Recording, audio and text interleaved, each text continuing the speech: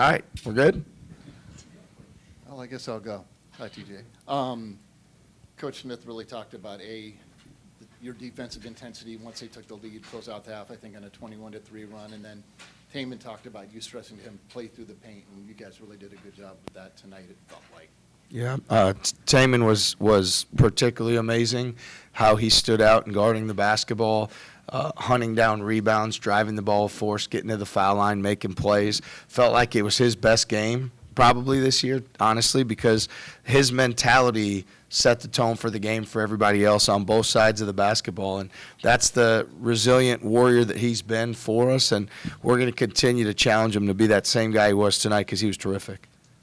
What has Taman's experience meant to this team in games like this where you have to grind things out, and he plays one of his best games of the season?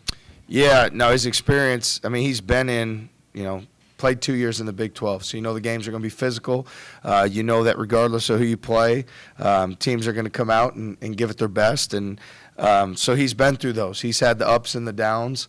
And so, it impacts our team every day, his experience and his intelligence and ability to lead and command our team, and that showed up for us tonight.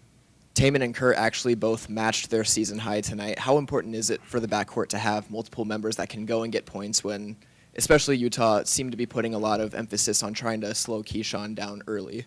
Yeah, I mean, they're defensively, whether they're man or, zone, gapping guys, triangle two, I mean, they threw a ton of stuff out there defensively, right? And so it's important. We stress with our guys that regardless of how people choose to defend us, we have a rhythm and a flow and a way that we play offense that we're going to continue to do. And so when Taman is able to drive it and live at the foul line, that puts them at a challenging spot. When Kurt's driving it, getting all his floaters that he has, that's providing another set of problems. So, and obviously Keyshawn is probably as good of a finisher as any guard at the rim in the country. So to have those guys with their ability to attack the paint and play to their strengths in there, there's a huge weapon asset for us tonight. Hey, TJ, when you were just getting to know Kurt and you're recruiting him from Buffalo, did he always have such great confidence in his shot, or was that something that has developed over the last year or so? Well, I think his hard work and his belief in himself, because when he got here, he didn't have that same confidence and belief, but I think he bought in. He knew what we needed from him. He stayed aggressive even when they weren't falling, and then we saw, early to mid-January, things started to go his way. And then since that point, there hasn't been a guy more consistent in our program than Kurt, but he's a tremendous worker, and he's somebody that puts a lot into it, so he expects a lot out of it. So, the confidence has been there for the last year or so, and it's great to see, and hopefully it only continues to elevate. Hines, you sound like me usually. I got you, and I gave it to you. And when speaking to members of that 2000-2001 era, they said that they had a similar process-driven mentality, but also looking back at it, they were surprised that at 18 to 22 years old, they were all kind of thinking like that. In your experiences, what has been key to getting your players to buy into that, or do the results and kind of speak for themselves as an endorsement? Yeah, I mean, we work really hard. Our staff works really hard to identify the right guys that fit in. They don't really have a choice in terms of how we structure the day and how we build it out. We're trying to build life habits for men to be successful in whatever they choose to do moving forward. So, our guys know what the standard is. They know what the work is on a daily basis. It's my job to make sure that we pick the right guys and we bring the right guys in, and we're very selective. So fortunate to have a group of such high character guys that have so much pride and care about what they do every single night and day in practice, and then care about each other. So, I think it's important as I talk to those guys, from the championship teams, that some of those same things, that work ethic, that process, that togetherness, that toughness, some of those same, pillars, dynamics, that sort of thing is hopefully present in both teams. How would you describe Kurt as an offensive player? Really good. He's such a tough cover. I mean, the threes he takes are well beyond the line, and a lot of times contested, and that doesn't really have a lot to do with anything. He shoots those at a high level. The aggressiveness that he plays with. Like if you're scouting and playing against him, and you'd say, well, he's going to make a lot of hard shots. He's going to make shots that analytics might say are bad shots, but he consistently makes them. And so it just opens things up for everybody else. So I think, like, in transition, too, I mean, he gets his feet down and shoots it with such confidence to deep. And then how he manages, making plays and getting assists. I mean, I don't know where it is right now, but he's usually like 3.5, 4 to 1 assist to turnover, which is crazy. So it's having another guy who's played point guard in his career that can facilitate, make plays, and score it at a high level. And to have that as a weapon coming off the bench is, we're really fortunate. The last 8 minutes of the first half, I think you ended it on about a 21-3 run. What kind of message did you have to the team coming out of that under 8 timeout? I know Taman and I think Curtis both said that you challenged them to up the intensity after that moment. Yeah, I felt like, we've started games relatively well.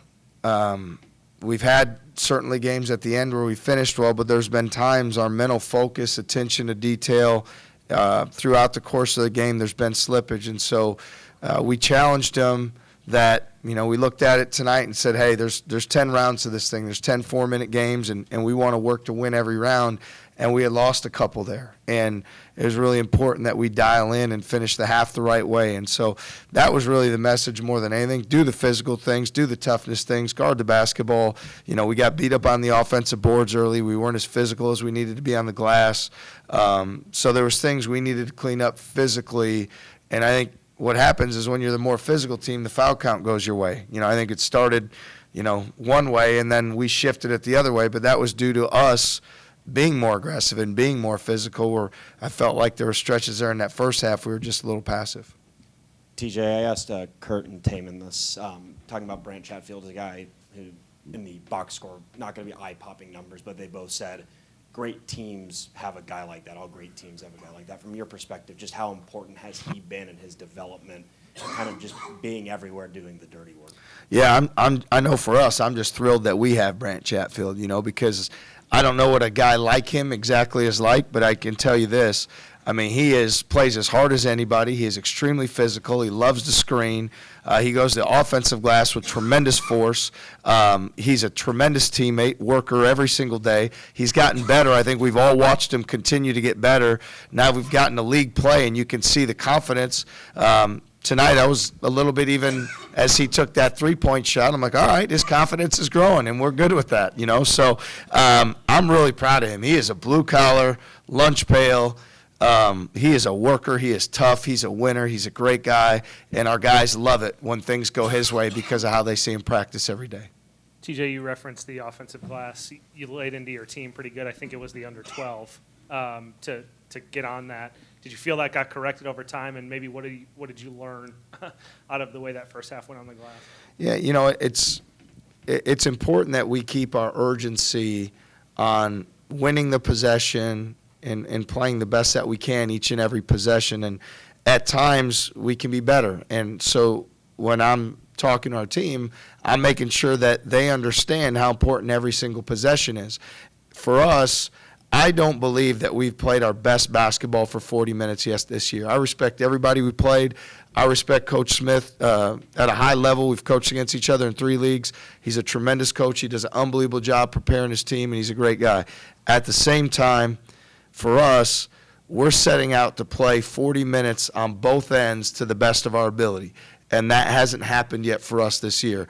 And for us to see where we can go or what we can be or all those sort of things, we have to start by doing it one time in a game. I think we have some great practices, but we need to keep focused. And I felt like there was that stretch after the game, after the first 8 minutes or so, there was a 6 to 8 minute stretch there where we were not focused and we needed to get locked back in. So, happy that we were able to do that. But as we move forward, we can't put ourselves in those positions, night in and night out.